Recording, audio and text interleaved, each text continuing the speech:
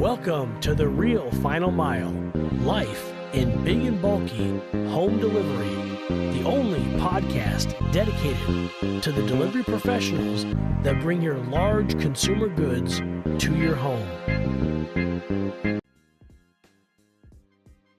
So you've launched a lot of careers, and I'm curious, what traits did you look for when you bet on someone early? John, I think and again, it sounds a little silly, I guess, because it's not a clear definition that people look for to say, well, we did this test and they passed this test. And, my son is in law school. I'll throw that out there because I'm very proud of him. And he had to take an LSAT test, right? And LSAT's a very difficult test. And it's very clear what they're trying to do when they're taking an LSAT test to see what school you qualify for. So it's not an LSAT test, John. It's really about passion. Does the person have the passion for the industry? Because you in order to be in our industry, you have to be humble. You have to serve with humility. And a lot of people, they don't do that. And again, I'm not going to name names and it doesn't matter, but I heard, clients call us up, potential clients call us up and say, well, we do business with ABC Delivery or whatever. And, we just had a very contentious meeting with them and they were angry with us and we were angry with them. And I never understood that. That really went over my head because they're your partner and you don't always have to agree with everything they do, but at the end of the day, they're your partner. So to get into an aggressive, contentious meeting, that goes against our philosophy, our company philosophy of service with humility, being humble. And it doesn't mean that if a client does something wrong, you don't talk about it. Of course you talk about it, but you do it with respect. And at the end of the day, if the relationship isn't working, you can walk away from the relationship. That's it, right? You don't need to be contentious about it. You don't need to be aggressive. You don't need to sit there and beat the client up for all the things they're not doing right on their end. You just simply say, hey, I'm sorry, this isn't working. And I've had to do that in my career many times, and I don't like doing it. Believe me, I don't want to turn away a piece of business, especially one that we've invested time and human capital in. But sometimes I have to.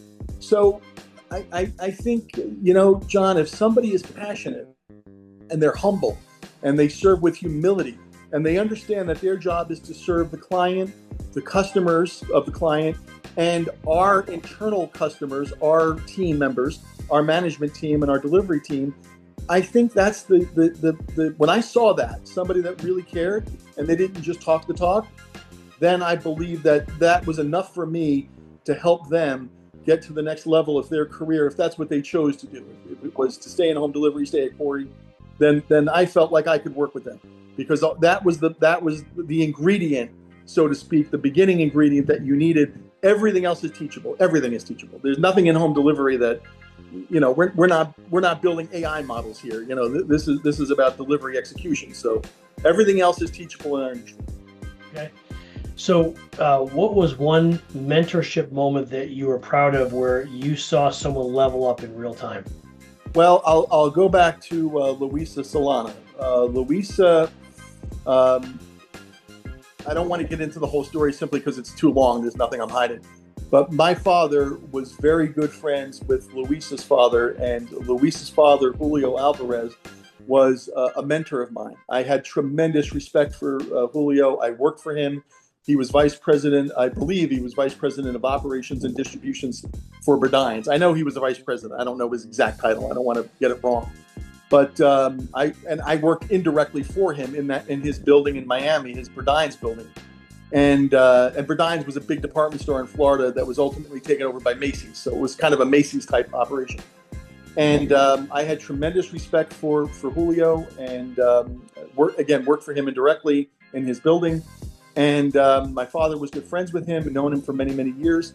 And Luisa had a sort of a family tragedy that affected her. And she was looking just for work. She just wanted to get a job. And she started out at just about the lowest level you can start out in our company. She basically started out as like a glorified dispatcher in one of our operations.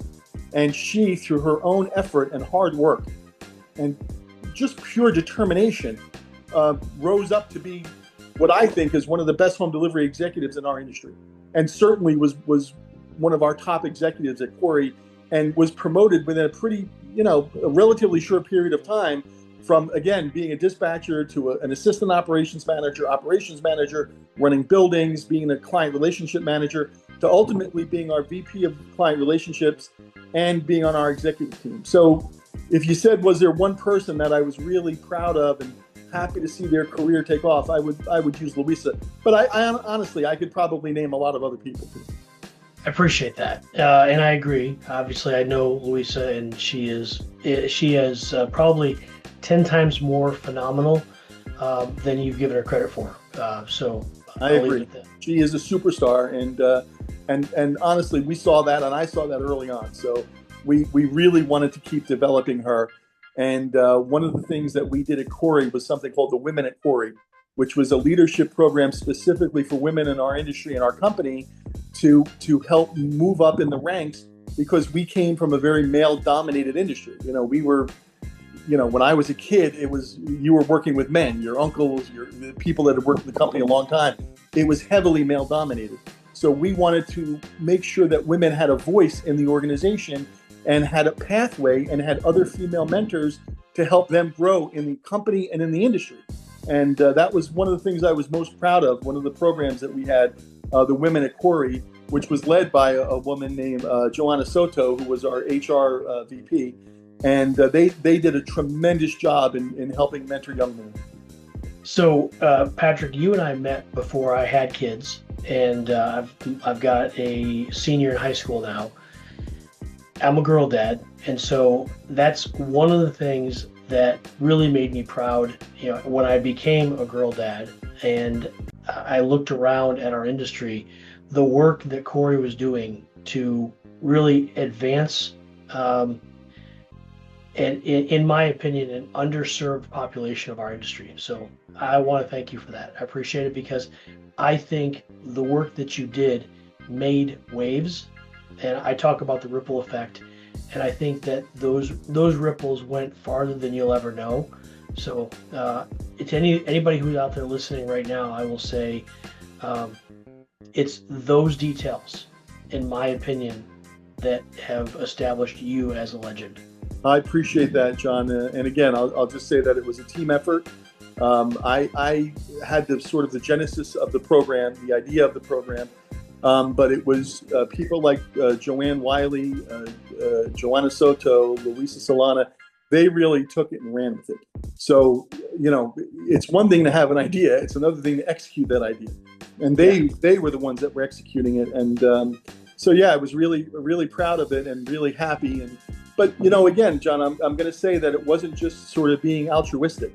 It was also about making sure we had female representation, because, as I said, in my experience in selling for Rooms to Go furniture, the female makes the decision. And if you don't have a female perspective at the top levels of your organization, then you're missing something, because that's where the experience really comes down to, is a female customer receiving a delivery from two delivery guys, is it really a positive experience for her? Would delivery team back in her home again?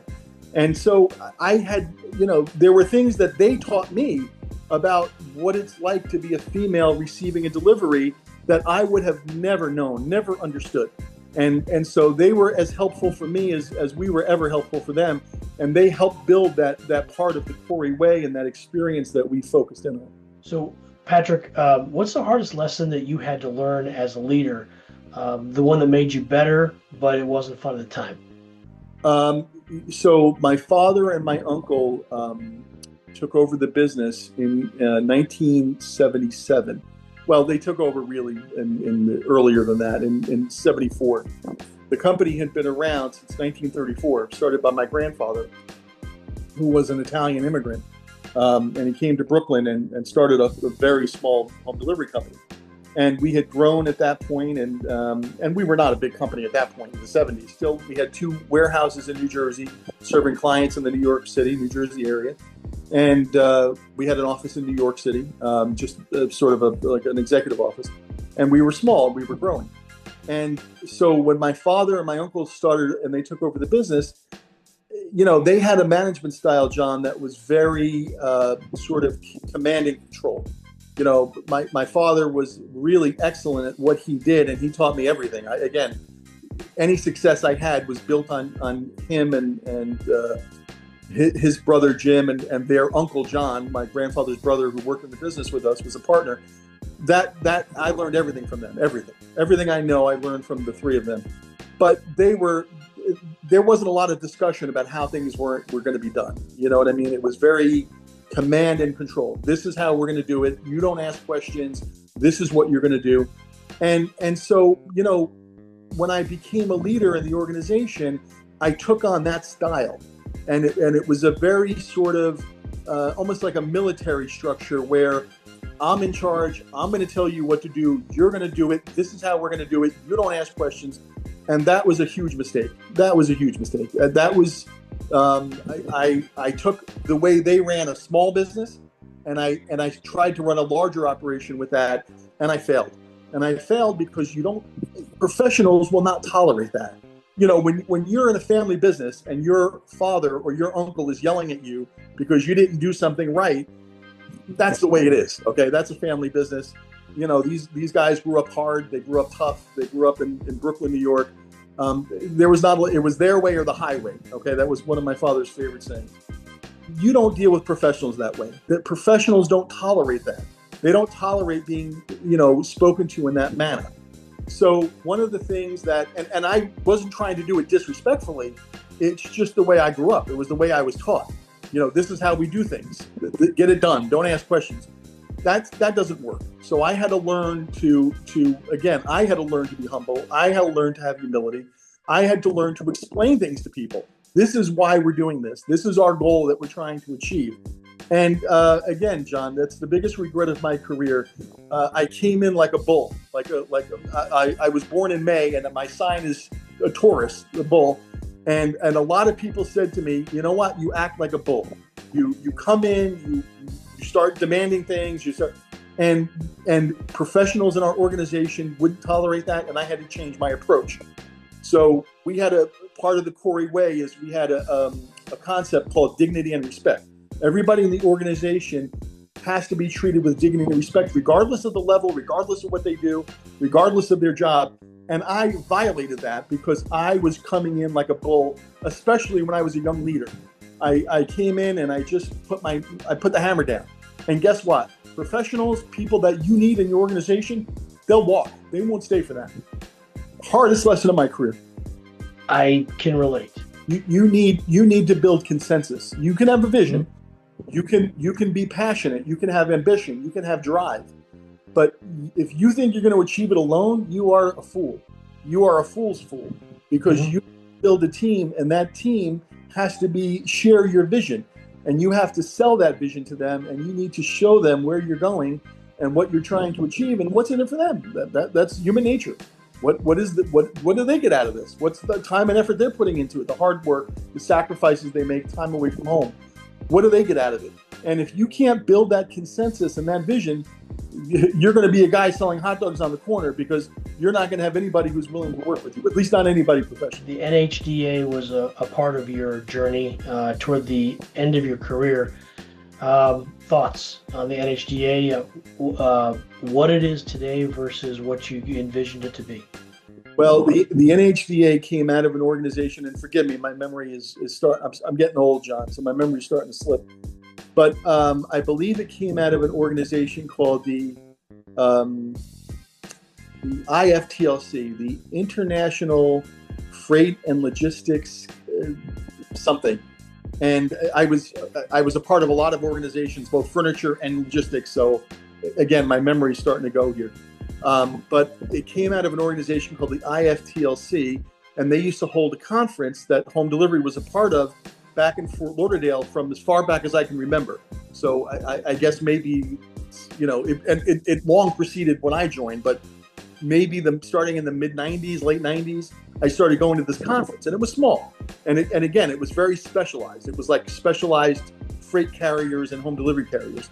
And Don Stanuski, out of that organization, he would go to those meetings, and most of the guys, we knew each other. They were home delivery guys.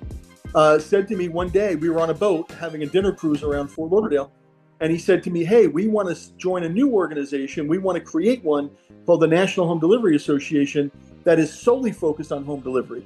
The leader of the organization, the IFTLC, he was a much older guy. He was having some health issues. He was getting ready to sort of retire. So we sort of, the writing was on the wall. This thing was going to come to an end. So I joined it. I joined it right away when Don requested us, asked me to join.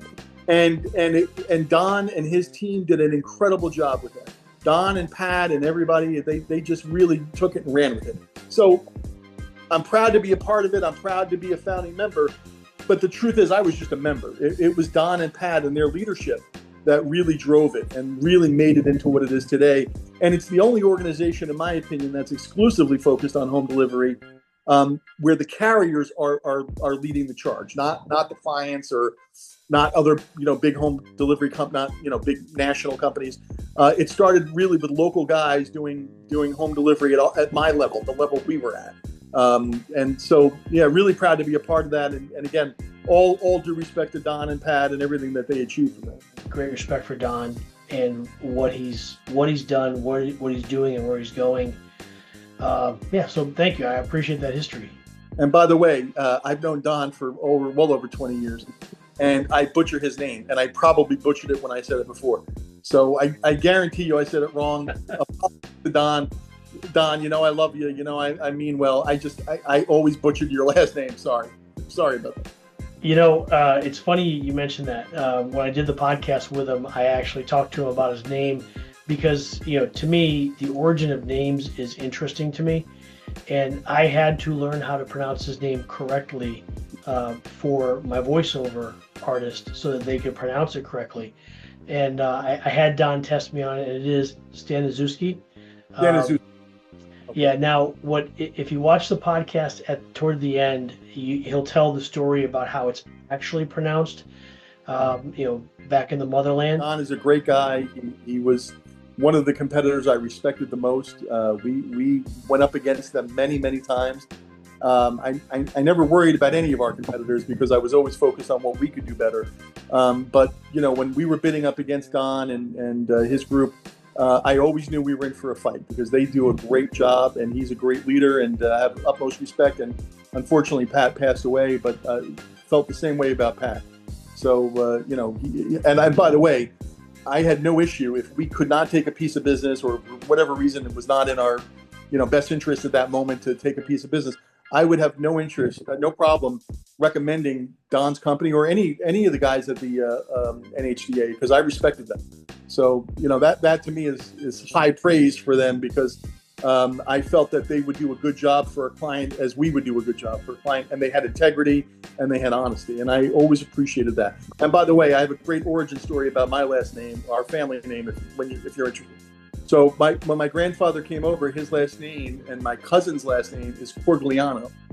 And when he started doing deliveries in Brooklyn in the 1930s, there was, Italian Americans are very popular in culture with, the Sopranos and The Godfather and all that.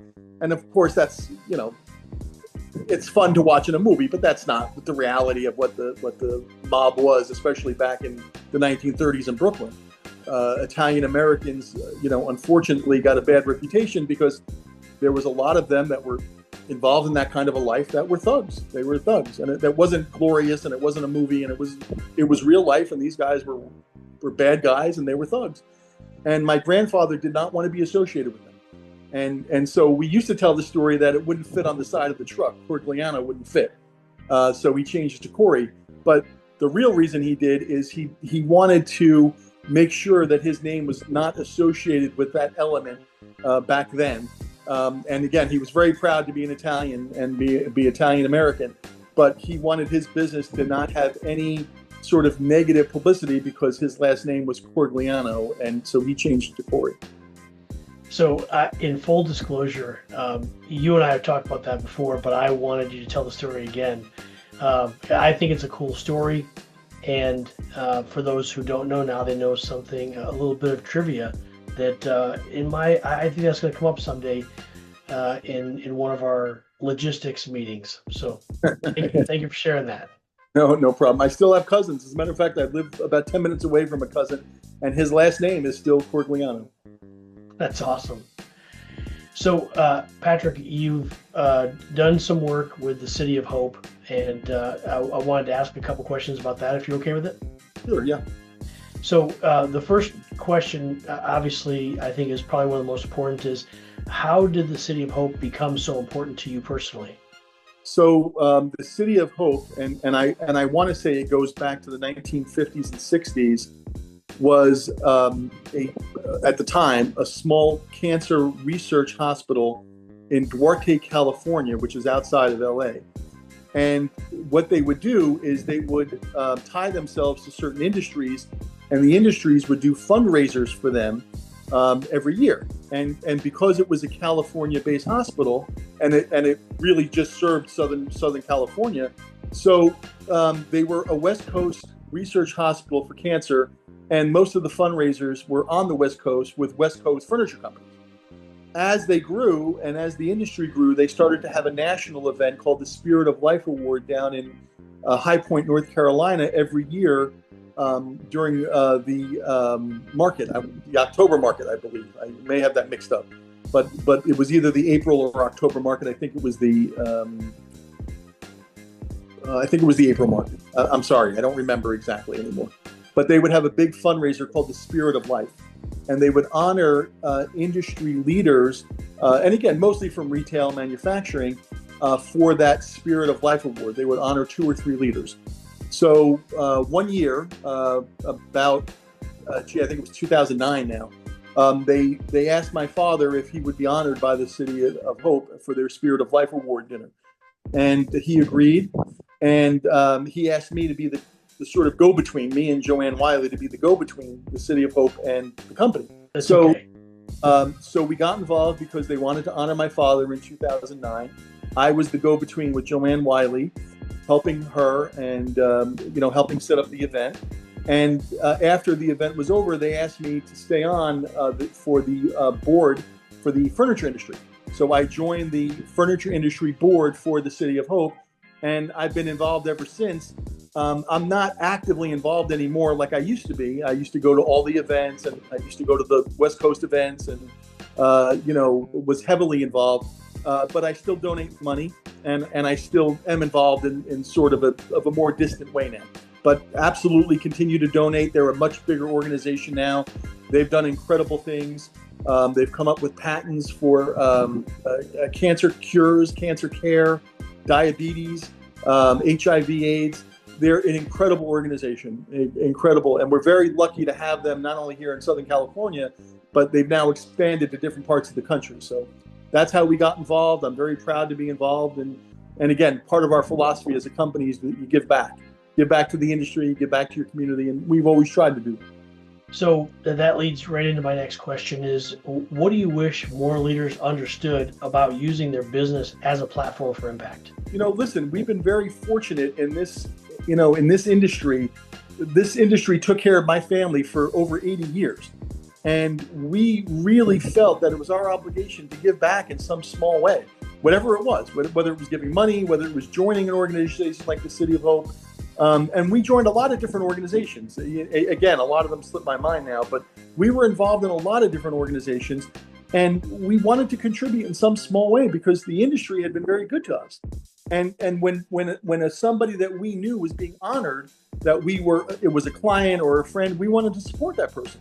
So, that's really what it's about. It's nice to give money. It's nice to have your name up there, but that's not really the reason. The reason is you're helping people. You're really doing something that goes beyond just home delivery. John, you and I talked about this before. I'm not getting any younger, and in 25, 30 years, whatever it is, nobody's going to remember me. Nobody's going to remember home delivery. That fades away. Only your family remembers any of that stuff.